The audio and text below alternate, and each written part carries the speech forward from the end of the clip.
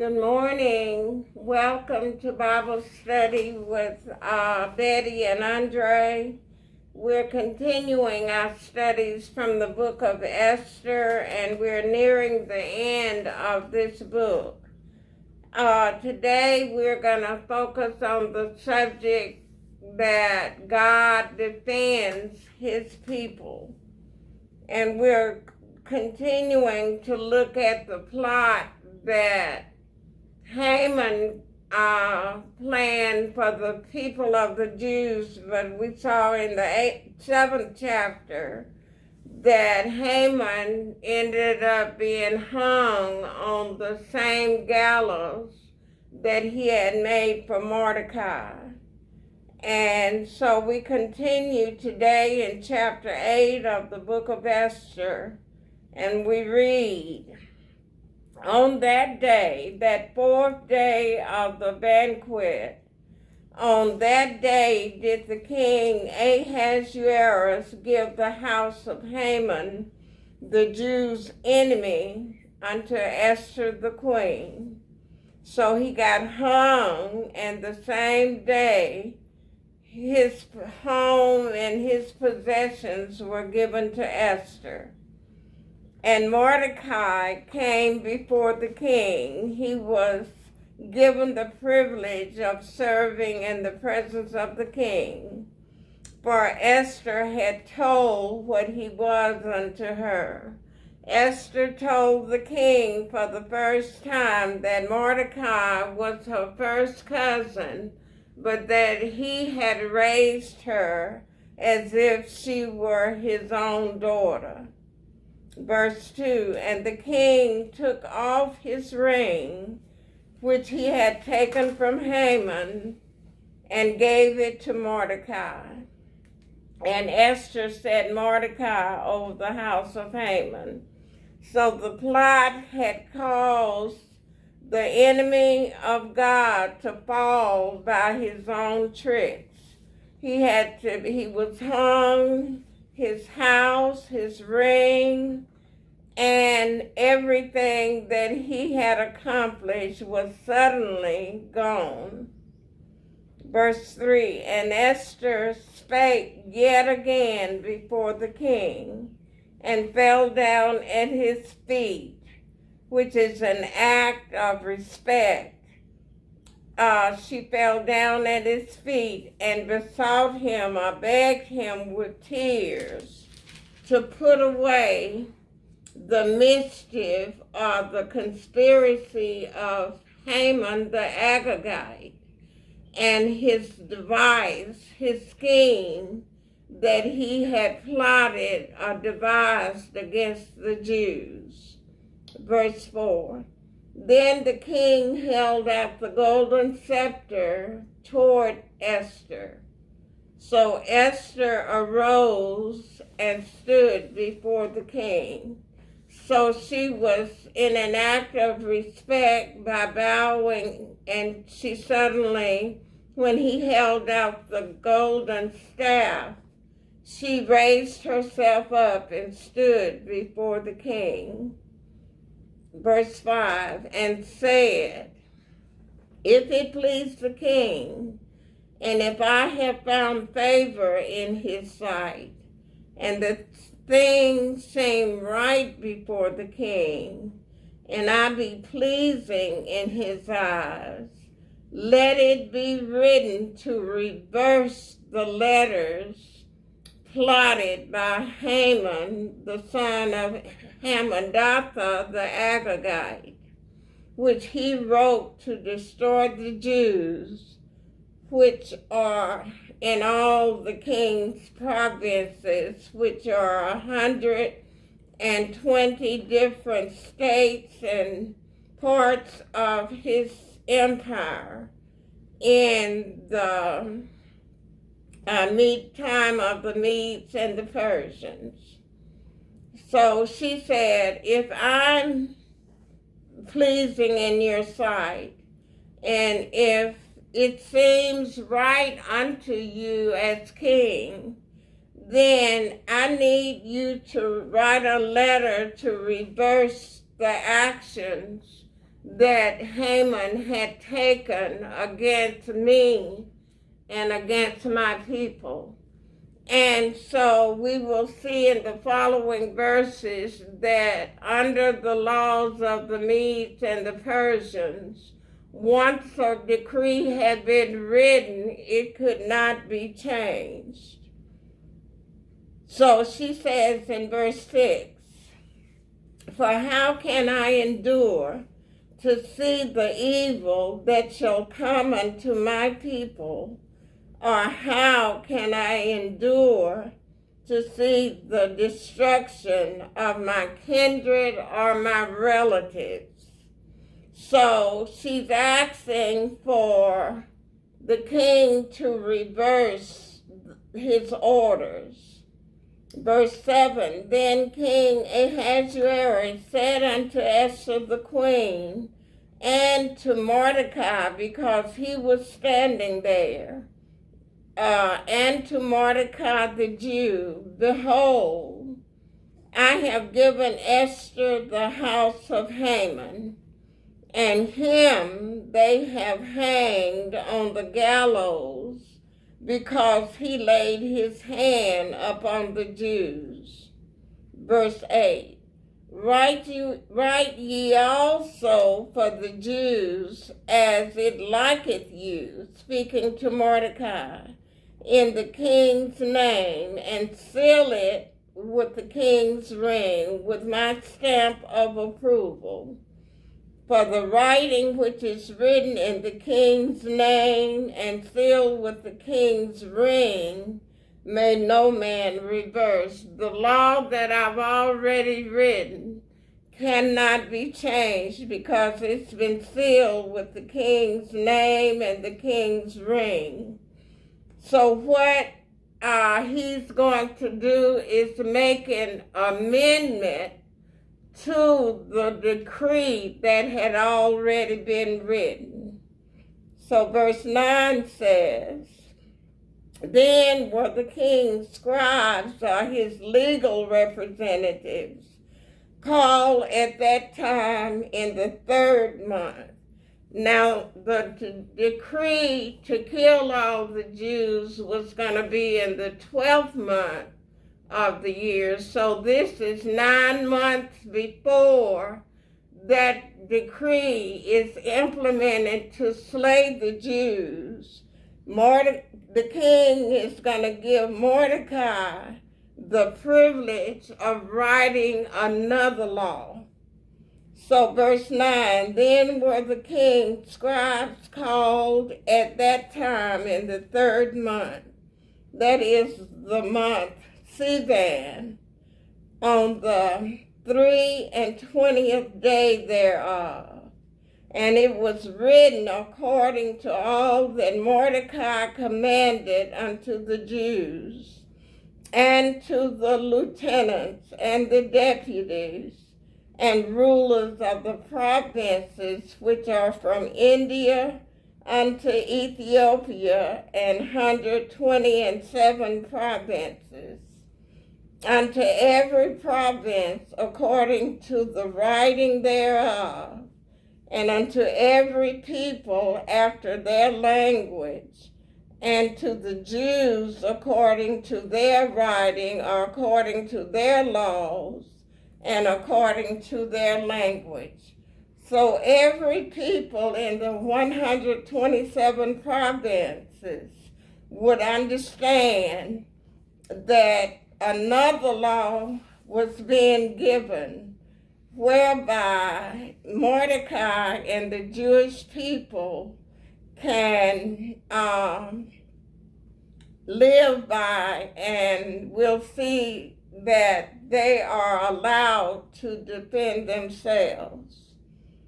In verse 10, "And he wrote in the king Ahasuerus' name, and sealed it with the king's ring, and sent letters by post or messengers on horseback, and riders on mules, camels, and young dromedaries, These dromedaries are camels that are young and faster than the other. They are more swift than the normal camel. Verse 11. Wherein in this letter, the contents of the letter is what we'll read about in verse 11. Wherein the king granted the Jews which were in every city to gather themselves together and to stand for their life, to destroy, to slay, and to cause to perish all the power of the people and province that would assault them, both little ones and women, to take the spoil of them for prey, or take those things that are valuable for themselves. Now, this is giving the Jewish people permission, and it's through divine intervention that these people of the Jews could receive the right and the privilege under the law of Persia to defend themselves. And Haman had multitudes of people in every city in the 127 provinces to go along with his scheme. But now Mordecai has permission to tell the Jews in every city that they could defend themselves, and anyone who would assault them, then they could kill those individuals, even down to women and children. Now, in wars and in countries and places all over the world, children and righteous people are killed along with the perpetrators of crime. But I believe, according to 1 Corinthians, the 15th chapter, that for children and innocent people, God takes the sting of death from them. And children, because they are not able to make their own decisions, then if they die, then I believe they go to heaven to be with the Lord because they are innocent. Now, that's just a little extra thought that I would want you to think about. So Esther chapter 8, verse 12 continues the instructions from Mordecai. Upon one day in all the provinces of King Ahasuerus, namely, upon the 13th day of the 12th month, which is the month Adar. Verse 13.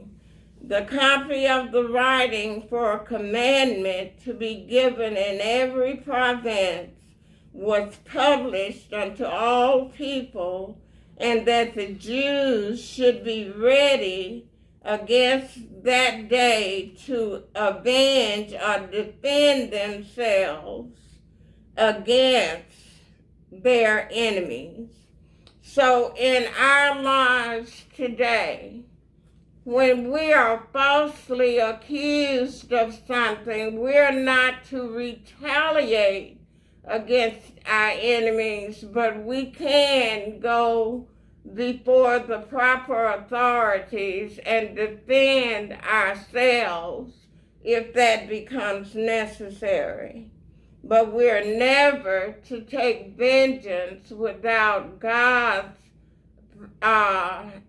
giving us the kind of protection that he gives us when we are falsely accused. And there are times in life when this has to take place. The Apostle Paul had to defend himself against the Roman government under Felix and Festus and King Agrippa, because he was accused of desecrating the temple and the law of Moses. And so Paul defends throughout his writings his apostleship and his innocence when it comes to the gospel of God.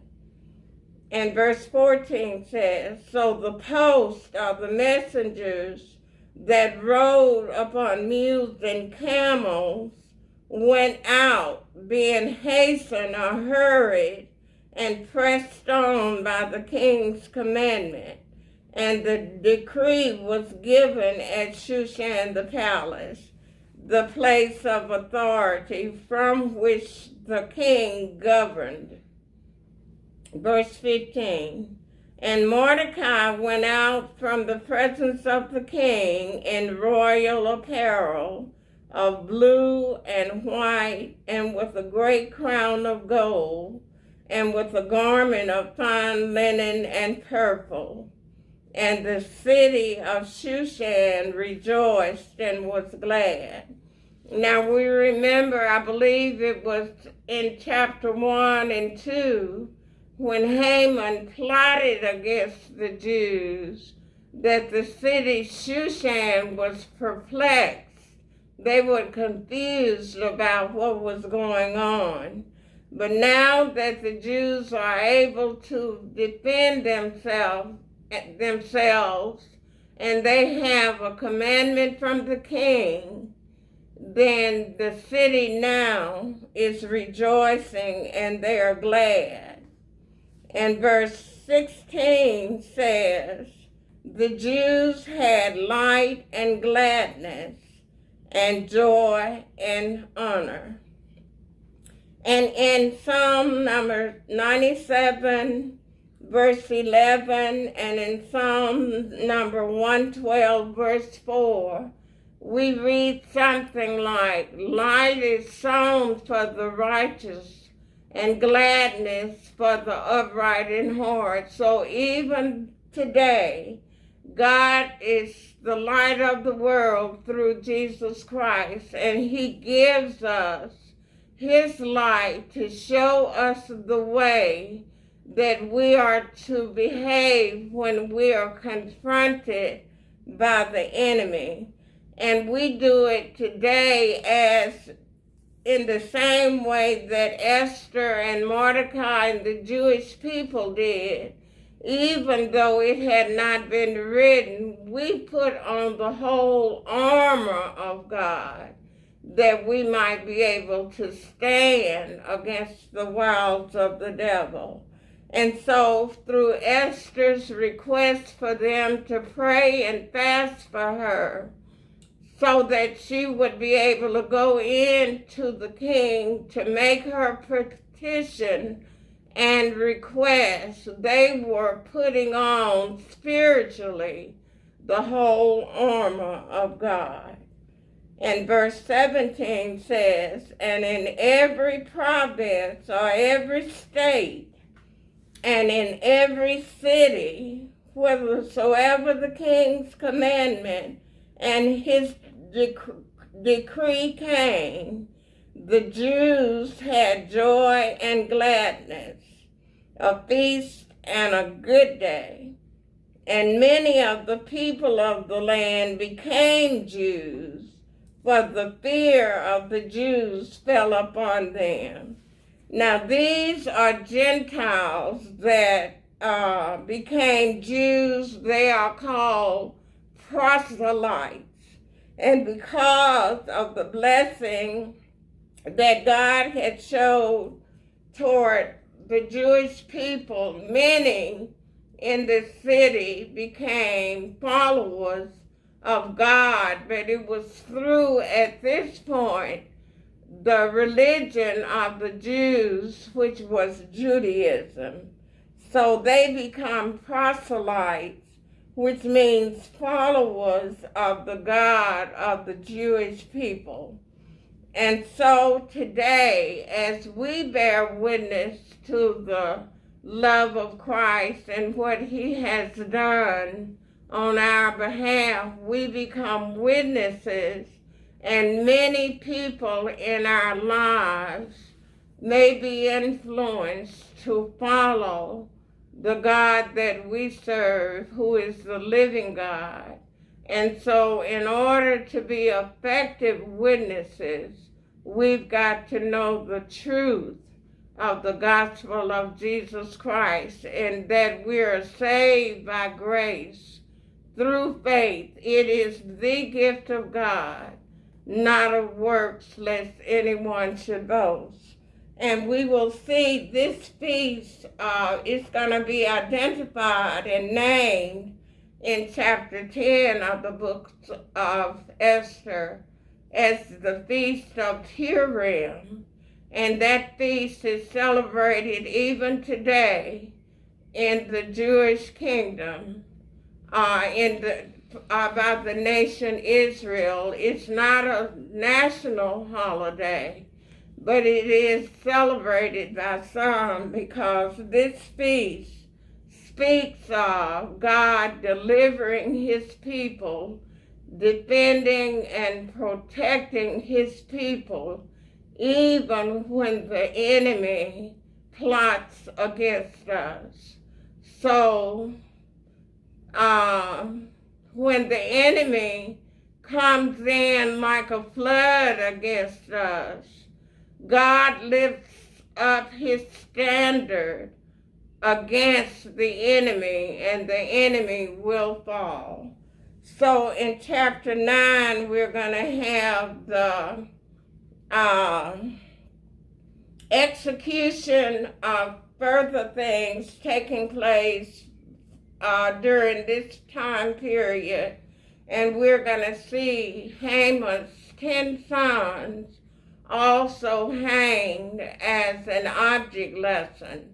They had already been slain, but they're going to be hung up for everybody to see, to show the enemy that he cannot defeat God by conquering God's people.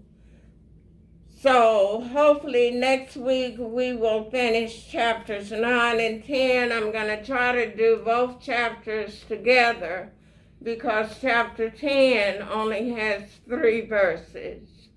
So thank you all for listening, and I appreciate your comments and your thoughts that you share with me on Facebook. And just for those who have not heard my lessons before, I'm wearing the mask because I'm having dental work done. And I don't want my mouth to show. That's vanity, but I'm just being honest with you. And so I'll be wearing the mask until my dental work is finished. And my email address is bjt1125@yahoo.com. And I have other channels that you can view my teachings from the book of Matthew, the book of Hosea, Proverbs, the Revelation, 1st, 2nd, 3rd John, Nahum, Ruth, and Malachi. And so next week we'll conclude the book of Esther, and we'll go from there. So thank you all for listening, and tune in again at your convenience. Bye.